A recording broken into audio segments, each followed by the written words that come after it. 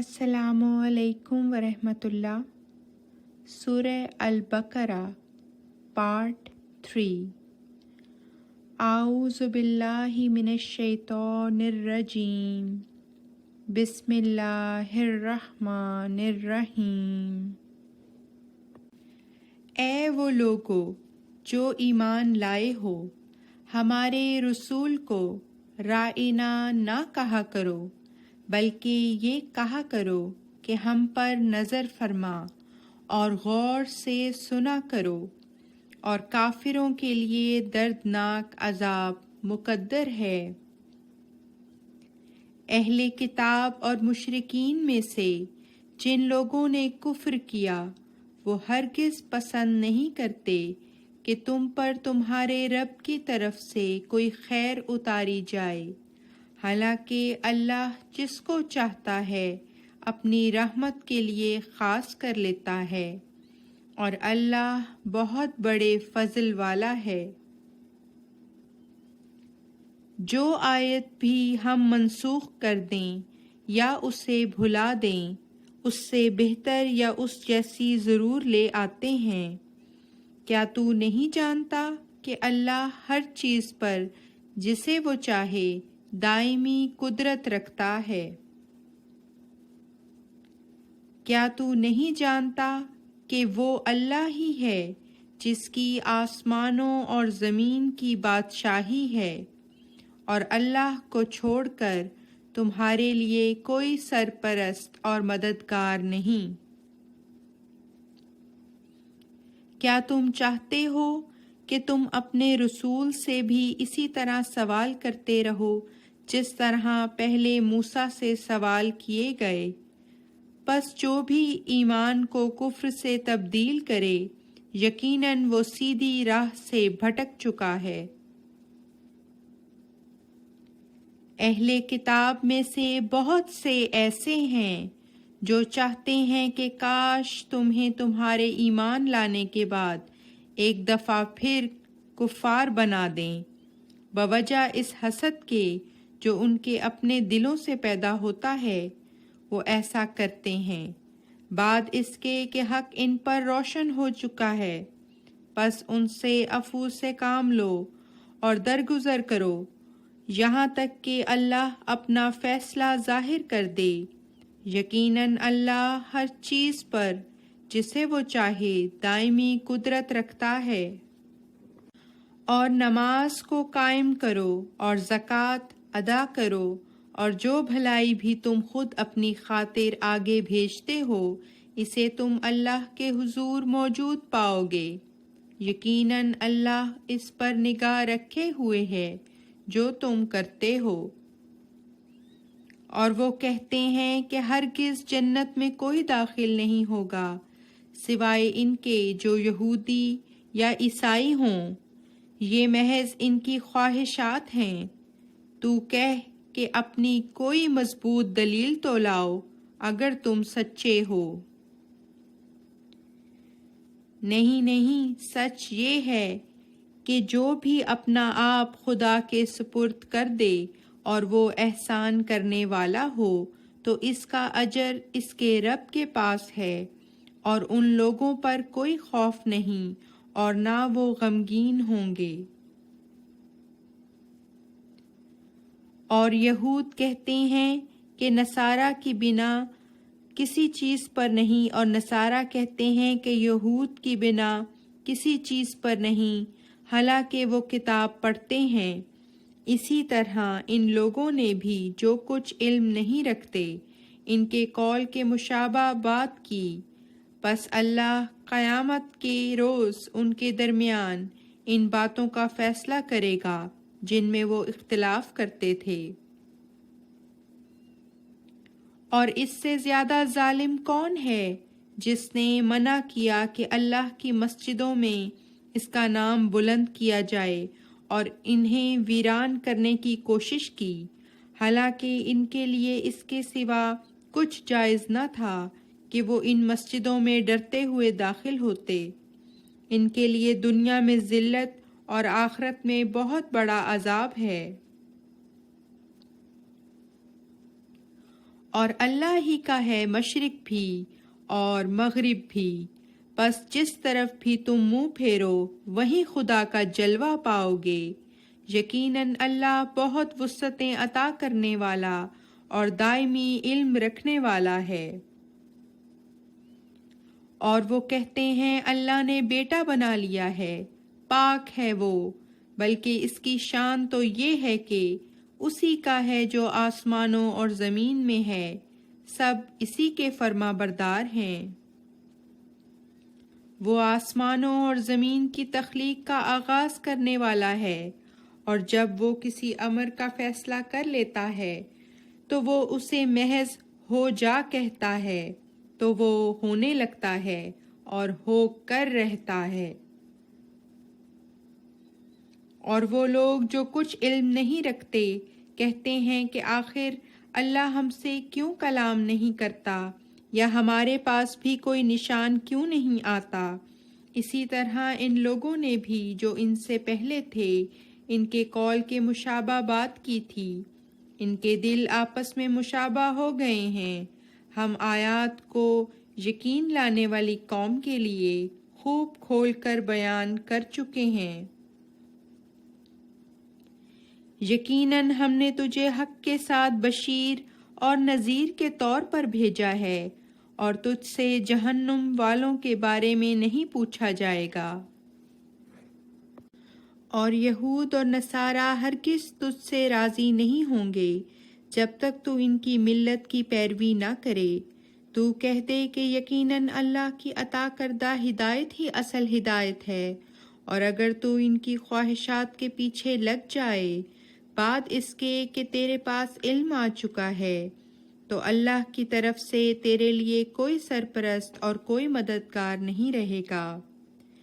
وہ لوگ جن کو ہم نے کتاب دی وہ اس کی ویسی ہی تلاوت کرتے ہیں جیسا کہ اس کی تلاوت کا حق ہے۔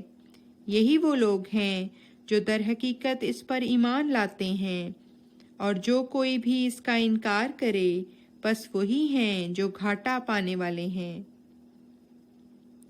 اے بنی اسرائیل، یاد کرو میری اس نعمت کو جو میں نے تم پر کی، اور اس امر کو بھی کہ میں نے تمہیں سب جہانوں پر فضیلت بخشی۔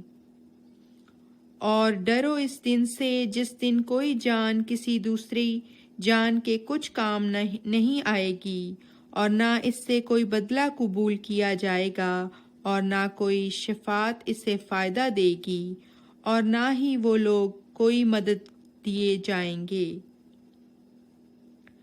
اور جب ابراہیم کو اس کے رب نے بعض کلمات سے آزمایا اور اس نے ان سب کو پورا کر دیا تو اس نے کہا، میں یقیناً تجھے لوگوں کے لیے ایک عظیم امام بنانے والا ہوں۔ اس نے عرض کیا، اور میری ذریت میں سے بھی؟ اس نے کہا، ہاں، مگر ظالموں کو میرا عہد نہیں پہنچے گا۔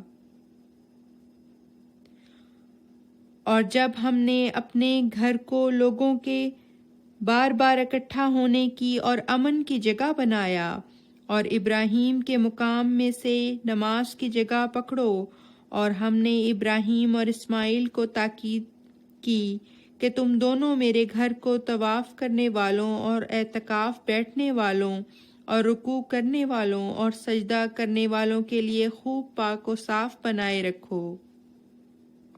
اور جب ابراہیم نے کہا کہ اے میرے رب، اس کو ایک پرامن اور امن دینے والا شہر بنا دے، اور اس کے بسنے والوں کو جو ان میں سے اللہ اور یوم آخرت پر ایمان لائے ہر قسم کے پھلوں میں سے رزق عطا کر۔ اس نے کہا کہ جو کفر کرے گا اسے بھی میں کچھ عارضی فائدہ پہنچاؤں گا، پھر میں اسے آگ کے عذاب کی طرف جانے پر مجبور کر دوں گا، اور وہ بہت ہی برا ٹھکانہ ہے۔ اور جب ابراہیم اس خاص گھر کی بنیادوں کو استوار کر رہا تھا، اور اسماعیل بھی یہ دعا کرتے ہوئے کہ اے ہمارے رب، ہماری طرف سے قبول کر لے، یقیناً تو ہی بہت سننے والا اور دائمی علم رکھنے والا ہے۔ اور اے ہمارے رب، ہمیں اپنے دو فرما بردار بندے بنا دے، اور ہماری ذریت میں سے بھی اپنی ایک فرما بردار امت پیدا کر دے، اور ہمیں اپنی عبادتوں اور قربانیوں کے طریق سکھا، اور ہم پر توبہ قبول کرتے ہوئے جھک جا۔ یقیناً تو ہی بہت توبہ قبول کرنے والا اور بار بار رحم کرنے والا ہے۔ اور اے ہمارے رب، تو انہی میں سے ایک عظیم رسول مبعوث کر جو ان پر تیری آیات کی تلاوت کرے اور انہیں کتاب کی تعلیم دے اور اس کی حکمت بھی سکھائے اور ان کا تزکیہ کر دے۔ یقیناً تو ہی کامل غلبہ والا اور حکمت والا ہے۔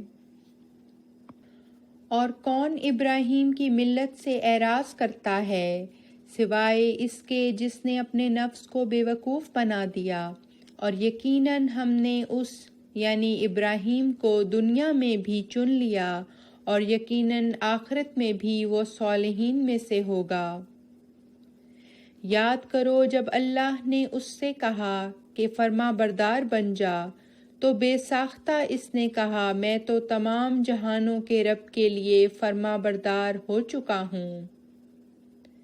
اور اسی بات کی تاکیدی نصیحت ابراہیم نے اپنے بیٹوں کو کی اور یعقوب نے بھی کہ اے میرے پیارے بچوں، یقیناً اللہ نے تمہارے لیے اس دین کو چن لیا ہے، پس ہرگز مرنا نہیں مگر اس حالت میں کہ تم فرما بردار ہو۔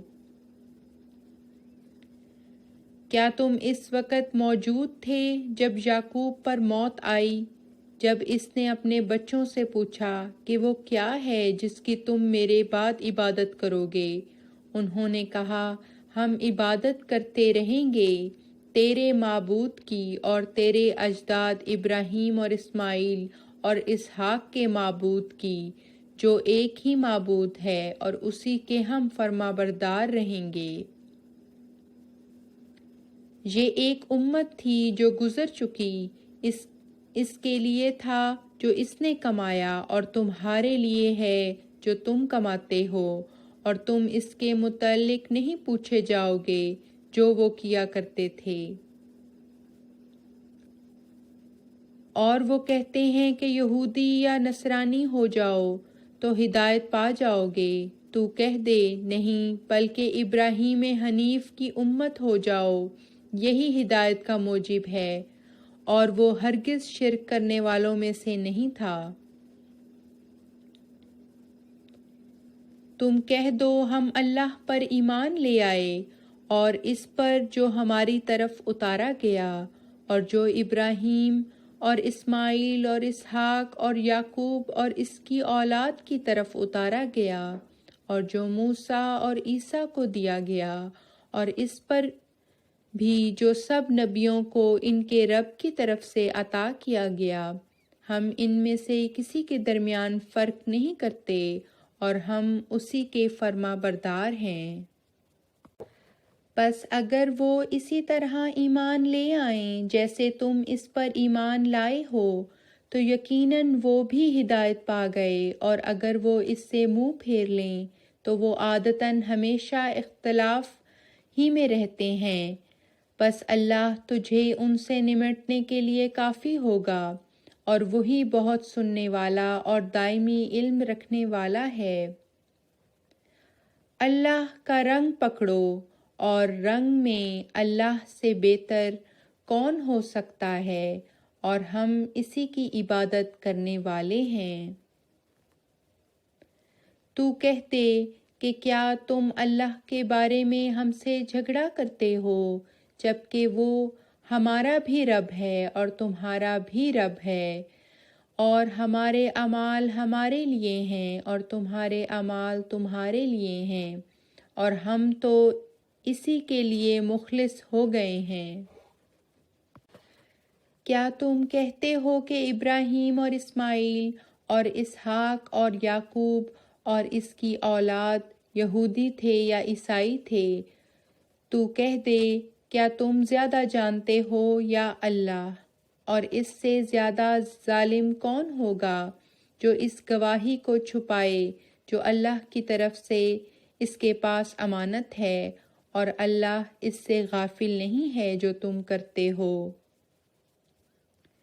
یہ بھی ایک امت تھی جو گزر چکی، اس کے لیے تھا جو اس نے کمایا اور تمہارے لیے ہے جو تم نے کمایا، اور تم نہیں پوچھے جاؤ گے اس بارے میں جو وہ کرتے رہے۔ لوگوں میں سے بے وقوف ضرور کہیں گے کہ کس چیز نے ان کو اپنے اس قبلہ سے پھیر دیا ہے جس پر وہ پہلے قائم تھے۔ تو کہہ دے مشرق اور مغرب اللہ ہی کے ہیں، وہ جسے چاہتا ہے صراط مستقیم کی طرف ہدایت دیتا ہے۔ اور اسی طرح ہم نے تمہیں وسطی امت بنا دیا تاکہ تم لوگوں پر نگران ہو جاؤ اور رسول تم پر نگران ہو جائے، اور جس قبلہ پر تو پہلے تھا وہ ہم نے محض اس لیے مقرر کیا تھا تاکہ ہم اسے جان لیں۔ جو رسول کی اطاعت کرتا ہے بالمقابل اس کے جو اپنی ایڑیوں کے بل پھر جاتا ہے، اور اگرچہ یہ بات بہت بھاری تھی مگر ان پر نہیں جن کو اللہ نے ہدایت دی، اور اللہ ایسا نہیں کہ تمہارے ایمانوں کو ضائع کر دے۔ یقیناً اللہ لوگوں پر بہت مہربان اور بار بار رحم کرنے والا ہے۔ یقیناً ہم دیکھ چکے تھے تیرے چہرے کا آسمان کی طرف متوجہ ہونا، پس ضرور تھا کہ ہم تجھے اس قبلہ کی طرف پھیر دیں جس پر تو راضی تھا، پس اپنا منہ مسجد حرام کی طرف پھیر لے، اور جہاں کہیں بھی تم ہو اسی کی طرف اپنے منہ پھیر لو۔ اور بے شک وہ لوگ جو کتاب دیے گئے وہ ضرور جانتے ہیں کہ یہ ان کے رب کی طرف سے حق ہے، اور اللہ اس سے جو وہ کرتے ہیں غافل نہیں ہے۔ اور اگر تو ان لوگوں کے پاس جنہیں کتاب دی گئی تھی ہر ایک نشان بھی لے آتا، تب بھی وہ تیرے قبلہ کی پیروی نہ کرتے، اور نہ ہی تو ان کے قبلہ کی پیروی کرنے والا ہے، اور ان میں سے بعض دوسروں کے قبلے کی بھی پیروی نہیں کرتے۔ اور اگر تو اس کے بعد بھی کہ علم تیرے پاس آ چکا ہے ان کی خواہشات کی پیروی کرے گا تو ضرور ظالموں میں سے ہو جائے گا۔ وہ لوگ جنہیں ہم نے کتاب دی ہے وہ اسے یعنی رسول کو اس میں الہی آثار دیکھ کر اسی طرح پہچانتے ہیں جیسے اپنے بیٹوں کو پہچانتے ہیں، اور یقیناً ان میں ایک ایسا گروہ بھی ہے جو حق کو چھپاتے ہیں حالانکہ وہ جانتے ہیں۔ یہ یقیناً حق ہے تیرے رب کی طرف سے، پس تو ہرگز شبہ کرنے والوں میں سے نہ ہو۔ اور ہر ایک کے لیے ایک مطمع نظر ہے جس کی طرف وہ منہ پھیرتا ہے، پس نیکیوں میں ایک دوسرے پر سبقت لے جاؤ۔ تم جہاں کہیں بھی ہوگے اللہ تمہیں اکٹھا کر کے لے آئے گا۔ یقیناً اللہ ہر چیز پر جسے وہ چاہے دائمی قدرت رکھتا ہے۔ اور جہاں کہیں سے بھی تو نکلے اپنی توجہ مسجد حرام ہی کی طرف پھیر، اور یقیناً وہ تیرے رب کی طرف سے حق ہے، اور اللہ اس سے غافل نہیں جو تم کرتے ہو۔ اور جہاں کہیں سے بھی تو نکلے اپنی توجہ مسجد حرام ہی کی طرف پھیر، اور جہاں کہیں بھی تم ہو اسی کی جانب اپنی توجہ پھیرو تاکہ لوگوں کے لیے تمہارے خلاف کوئی حجت نہ بنے سوائے ان کے جنہوں نے ان میں سے ظلم کیے۔ پس ان سے نہ ڈرو بلکہ مجھ سے ڈرو، اور تاکہ میں اپنی نعمت کو تم پر پورا کروں اور تاکہ تم ہدایت پا جاؤ۔ جیسا کہ ہم نے تمہارے اندر تم ہی میں سے رسول بھیجا ہے جو تم پر ہماری آیات پڑھ کر سناتا ہے اور تمہیں پاک کرتا ہے اور تمہیں کتاب اور اس کی حکمت سکھاتا ہے، اور تمہیں ان باتوں کی تعلیم دیتا ہے جن کا تمہیں پہلے کچھ علم نہ تھا۔ پس میرا ذکر کیا کرو، میں بھی تمہیں یاد رکھوں گا، اور میرا شکر کرو اور میری ناشکری نہ کرو۔ اے وہ لوگو جو ایمان لائے ہو، اللہ سے صبر اور صلات کے ساتھ مدد مانگو، یقیناً اللہ صبر کرنے والوں کے ساتھ ہے۔ اور جو اللہ کی راہ میں قتل کیے جائیں ان کو مردے نہ کہو، بلکہ وہ تو زندہ ہیں لیکن تم شعور نہیں رکھتے۔ اور ہم ضرور تمہیں کچھ خوف اور کچھ بھوک اور کچھ اموال اور جانوں اور پھلوں کے نقصان کے ذریعے آزمائیں گے، اور صبر کرنے والوں کو خوشخبری دے دے۔ ان لوگوں کو جن پر جب کوئی مصیبت آتی ہے تو وہ کہتے ہیں ہم یقیناً اللہ ہی کے ہیں اور ہم یقیناً اسی کی طرف لوٹ کر جانے والے ہیں۔